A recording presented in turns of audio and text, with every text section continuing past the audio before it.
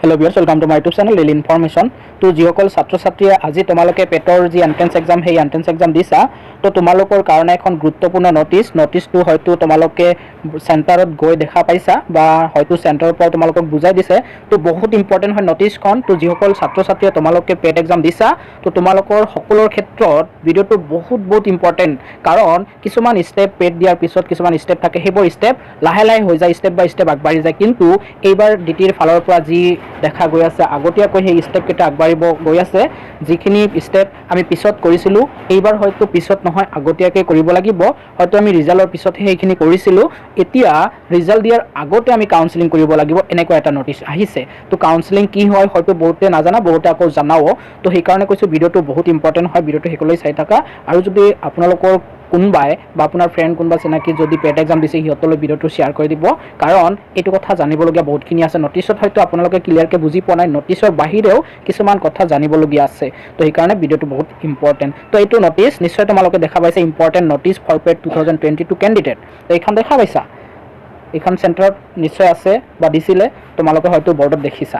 তো এতিয়া কথা হ'ল, ইয়াতে যি ইম্পৰ্টেণ্ট কথা কেইটামান কৈছে, ইয়াতে চোৱা যে all the candidate who applied and appear in the polytechnic admission test 2022 on July 24, 2022 are asked to complete their selection of institute and branch and upload all the required documents to the site within the time frame specified below. এইটো time যে from 26 July to 4 August 2022 till এইটো মানে ৰাতি 12টালৈ, আৰু যে 26 জুলাইৰ পৰা অৰ্থাৎ আজি 24 দুদিনমান পিছৰ পৰা তোমালোকৰ 4 আগষ্টলৈকে মাত্ৰ কেইদিনমানহে সময় দিছে।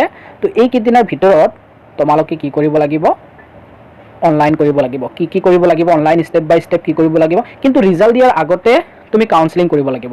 তো এটা কথা ক্লিয়াৰ কৰি লওঁ, আগতে কি হৈছিলে, আমি যেতিয়া দিছিলোঁ বা তাৰ পিছৰ পৰা পেট এক্সাম হৈছে, হোৱাৰ পিছত কি হ'ব, ৰিজাল্ট আহিব 15 দিনমান পিছত বা 10 দিনমান পিছত কমেও ৰিজাল্ট আহে যে কোনে কিমান মাৰ্ক পালা। সেই মাৰ্ক হিচাপত ক'ত চিট ল'ব বিচাৰোঁ আমি এটা সিদ্ধান্ত ল'ব পাৰোঁ। কিন্তু এইবাৰ কি হ'ল, মাৰ্ক নেদেখাকৈ হয়তো যিটো দিছে, হয়তো আজিৰ ভিতৰতো বা কালিৰ ভিতৰতো তোমালোকৰ চাই মাৰ্ক দিব নোৱাৰিব। তো মাৰ্কৰ আগতে হয়তো এইখিনি কাউন্সেলিং কৰিব লাগিব। তো মাৰ্ক চাইহে যদি ভাল মাৰ্ক উঠে, তেতিয়া আমি কি কৰিছিলোঁ যে ভাল কলেজত প্ৰিফাৰেঞ্চ দিওঁ, ভাল ব্ৰাঞ্চত দিওঁ। যদি মাৰ্ক অলপ কম আহে, তেতিয়া আমি প্ৰিফাৰেঞ্চৰ ক্ষেত্ৰত অলপ সেই নতুন কলেজ বা যোনবোৰত অলপ কাট অফ কম যায় সেইবোৰত দিব পাৰোঁ। কিন্তু এইবাৰ যিহেতু আমি মাৰ্কে দেখা নাপাম, সেই ক্ষেত্ৰত কি কৰিব, তো আপোনালোকে পেট এক্সাম দিছে, কুৱেশ্যন পেপাৰ নিশ্চয় আছে, হিচাপ কৰক কিমান মাৰ্ক পাব। সেই ভিত্তিত আপুনি নিজৰ মতটো ঘৰৰ লগত ডিছকাছ কৰি আগতে থিৰাং কৰক যে আপুনি কোনটো পলিটেকনিকত ল'ব বিচাৰে, কি ব্ৰাঞ্চ ল'ব বিচাৰে। যদি মাৰ্ক ভাল পাইছে, দেন প্ৰিফাৰেঞ্চত প্ৰথমে ভাল কলেজকেইটা দিব। প্ৰিফাৰেঞ্চ লৈ A to Z জনাই ভিডিঅ' বনাম। প্ৰিফাৰেঞ্চটো কিন্তু বহুত ইম্পৰ্টেণ্ট। তো সেইকাৰণে মই গ্ৰুপতো কৈছিলোঁ যে কিবা এটা ইনফৰমেশ্যন নিদিয়াৰ আগতে পৰাপক্ষত তোমালোকে প্ৰিফাৰেঞ্চ এড নকৰিবা বা কোনোবা এটা ষ্টেপ লৈ নাবাঢ়িবা, কাৰণ অলপ ভুলৰ কাৰণে ছিটৰ পৰা বঞ্চিত হৈ যাব পাৰা, ছিট নাপাব পাৰা। তো সেইকাৰণে কি কৰিবা, মই ভিডিঅ' দিম প্ৰিফাৰেঞ্চৰ ওপৰত, তাৰপিছত তোমালোকে এড কৰিবা বা কি কৰিব লাগে, অনলাইন কৰিব লাগে, সেইখিনি কৰিবা। পিছত নক'বা, কাৰণ বহুত তেনেকুৱা হৈছে, বহুত চাইছোঁ ভাল মাৰ্ক পায়ো ছিট নোপোৱা, আকৌ কিছুমান আছে কম মাৰ্ক পায়ো ছিট পাই যোৱা।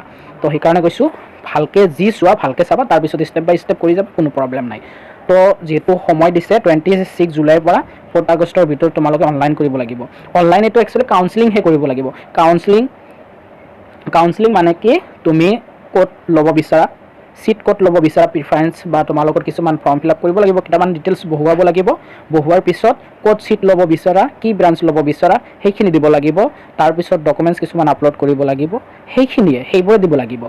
তো সেইখিনিতো তোমালোকে কৰিবা। সেইখিনি একচুৱেলি পেট এক্সামৰ প্ৰায় 20 দিনমান বা তোমাৰ কমেও 20 দিনমান পিছতহে এইটো হৈছিলে, কিন্তু এইবাৰ পেট এক্সাম দিয়াৰ 2 দিন পিছতে দি দিলে। তো তাৰপিছত কৈছে candidate are asked to visit the website, যোনটো official website, complete the choice filling and documents upload process, step to be plot. তো ষ্টেপখিনি মই A to Z দেখুৱাই দিম যেতিয়া ষ্টাৰ্ট হ'ব 26ৰ পৰা। প্ৰথমে আমি লগ ইন কৰিব লাগিব, portal with your roll number and date of birth.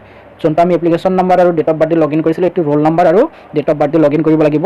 Verify registration and personal details, নিজৰ ডিটেইলছ যদি আৰু কিবা ফিল আপ কৰিব লাগে সেইখিনি কৰিবা। তাৰপিছত ফিল আপ কোৱালিফিকেশ্যন ডিটেইলছ, কোৱালিফিকেশ্যনৰ নিজৰ ডিটেইলছখিনি কৰিব লাগিব।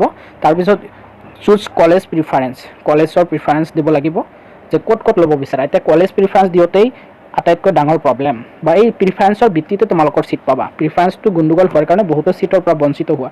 তো প্ৰিফাৰেঞ্চটো কি কৰিবা, যদি ভাল মাৰ্ক আহি আছে সেই হিচাপত তুমি প্ৰিফাৰেঞ্চ দিবা। প্ৰিফাৰেঞ্চ কিছুমান 2-3টা দি থৈ নিদিবা, একেবাৰে যিমান পৰা প্ৰিফাৰেঞ্চ দি দিবা ফাৰ্ষ্ট কাউন্সেলিঙতে বা ফাৰ্ষ্ট ৰিজাল্টতে কাউন্সেলিঙৰ যি ৰিজাল্ট তাতে যাতে সিট আহি যায়, তুমি যাতে সিট পাই যোৱা। কাৰণ 3টা 4টা 5টা এনেকৈ কাউন্সেলিং হৈ যায়, কাউন্সেলিঙৰ ৰিজাল্ট হৈ যায়, তথাপিও কিছুমানে সিটৰ পৰা বঞ্চিত হোৱা। তো প্ৰথম ভাগত সিট পালে ইজিলি পোৱাৰ চান্স এটা থাকে। তো প্ৰিফাৰেঞ্চ এড কৰাটো মই দেখুৱাই দিম। প্ৰিফাৰেঞ্চটো কিন্তু বহুত ইম্পৰ্টেণ্ট হয়। যদি এতিয়া ধৰা তোমাৰ মন আছে নিজৰ ডিষ্ট্ৰিক্টত পঢ়িম, তুমি নগাঁৱৰ হয় নগাঁও পলিটেকনিক প্ৰথম প্ৰিফাৰেঞ্চ দিবা, কোনো প্ৰব্লেম নাই। বা গুৱাহাটী বিচাৰিছা গুৱাহাটী দিবা, কি ব্ৰাঞ্চ বিচাৰি দিবা, কিন্তু লাষ্টত আৰু কিছুমান এড কৰি দিবা, সেইবোৰত নাপালে লাষ্টৰ কেইটাত পাই যাবা, তেনেকুৱা যেন লাগে। মাৰ্ক কম হ'ল আৰু ভাল মাৰ্ক পালেতো য'তে ত'তে পাই যাবা। এইখিনি গ'ল প্ৰিফাৰেঞ্চৰ কথা। আপলোড নেচেচাৰী ডকুমেণ্টছ কিছুমান আপলোড কৰিব লাগিব, কি লাগিব সেইখিনি দেখুৱাই দিছোঁ। অলপ ৱেইট কৰক। কমপ্লিট ইউৰ ৰেজিষ্ট্ৰেশ্যন প্ৰচেছ বাই ক্লিকিং ফাইনেল ছাবমিট। তো ফাইনেল ছাবমিট কৰাৰ পিছত ৰেজিষ্ট্ৰেশ্যন কৰিব লাগিব। মানে এইখিনি আগতীয়াকৈ কৰিব দিছে, তাৰপিছত হয়তো ৰিজাল্ট আহিব কিমান মাৰ্ক পালা, বা সেইটো ৰিজাল্ট মাৰ্কৰ নাহিব পাৰে, ডাইৰেক্ট আপুনি ক'ত ছিট পালে সেইটো দি দিব পাৰে। এইবাৰ এনেকুৱাই লাগিছে। আগত এনেকুৱা হৈছিলে যে কিমান মাৰ্ক পালে পেটত সেইটো দেখুৱাইছিলে, তাৰপিছত আমি কাউন্সেলিঙৰ কাৰণে এই আজি যোনখিনি প্ৰচেছ লৈ ভিডিঅ' বনাই আছোঁ বা যোনটো নটিছ আহিছে এইটো লাষ্টত আহিছিলে, অৰ্থাৎ ৰিজাল্টৰ পিছত এইটো কাউন্সেলিং হৈছিলে, তাৰপিছত কাউন্সেলিঙৰ ৰিজাল্ট আহিছিলে, কিন্তু এইবাৰ আগতীয়াকৈ কৰিছে। তো কি ডকুমেণ্টছ আপলোড কৰিব লাগিব সেইখিনি দেখুৱাই দিওঁ। তো প্ৰথম কথা কেইটামান কথা মন কৰিবা যে তোমালোকে কিমান মাৰ্ক পোৱা, যে আইডিয়া এটা কৰিব পাৰিবা। সেই হিচাপত তুমি থিৰাং কৰা ঘৰৰ লগত ডিছকাছ কৰি ক'ত তুমি প্ৰিফাৰেঞ্চ দিবা বা ক'ত ল'ব বিচাৰা। প্ৰথমে য'ত ল'ব বিচাৰা তাতে প্ৰিফাৰেঞ্চ দিবা। এনেকুৱা নকৰিবা। বহুত চাইছোঁ, যিহেতু মই বহুত দিন হ'ল ভিডিঅ' বনাওঁ, বহুত ষ্টুডেণ্ট এনেকুৱা পাইছোঁ হোৱাটছআপত মেছেজ কৰা, কণ্টেক্ট কৰা, কল কৰা, বহুত সেইবোৰ সৰু সুৰা ভুল। এতিয়া 2 নম্বৰ প্ৰিফাৰেঞ্চত তুমি ছিট পাই গৈছা, এতিয়া 1 নম্বৰ ডিব্ৰুগড় দিলা, 2 নম্বৰ তুমি যোৰহাট দিছা, যোৰহাটত তুমি ছিট পাইছা, এতিয়া কৈ আছে দাদা মই নাযাওঁ তাত। কিয় নোযোৱা? তেতিয়াহ'লে কিয় তুমি 2 নম্বৰত প্ৰিফাৰেঞ্চ দিলা? সিহঁতে যদি এতিয়া বিচাৰে 5 নম্বৰত যোনটো প্ৰিফাৰেঞ্চ দিছোঁ তাত বিচাৰে, তেনেকুৱা নহ'বতো। য'ত বিচাৰা প্ৰথম তাত ফাৰ্ষ্ট দিবা, বা ঘৰৰ পৰা ওচৰত য'ত হয় যদি বিচাৰিছা তাত দিবা ফাৰ্ষ্ট। তো প্ৰিফাৰেঞ্চ চিৰিয়েলি দিবা, য'ত ল'ব মন তাত আগত দিবা। তো তেনেকৈ প্ৰিফাৰেঞ্চ দিবা, লাষ্টত বেছিকৈ এড কৰি দিবা। তো এইখিনি গ'ল। এতিয়া documents SSLC or equivalent examination admit card, SSLC or equivalent examination marksheet, permanent resident certificate PRC of Assam, এইখিনি লাগিব। প্ৰথমে কি কৰিব লাগিব যে তুমি SSLCৰ এডমিট দিব লাগিব, মাৰ্কশ্বিট দিব লাগিব, PRC লাগিব। তো এই PRC হয়তো তোমালোকৰ এতিয়া নাই। মই ভাবিছিলোঁ ভিডিঅ'টো আগতীয়াকৈ বনাই দিম, আজিকালি ভিতৰত দিম বুলি ভাবিছিলোঁ যে PRC কেনেকৈ বনাব পাৰা বা গেপ চাৰ্টিফিকেট সেইবোৰ লৈ, কাৰণ হয়তো বেছি দিন সময় নাপাবা, কিন্তু ইমান সোনকালে যে এনেকৈ দি দিব গমেই নাপাওঁ।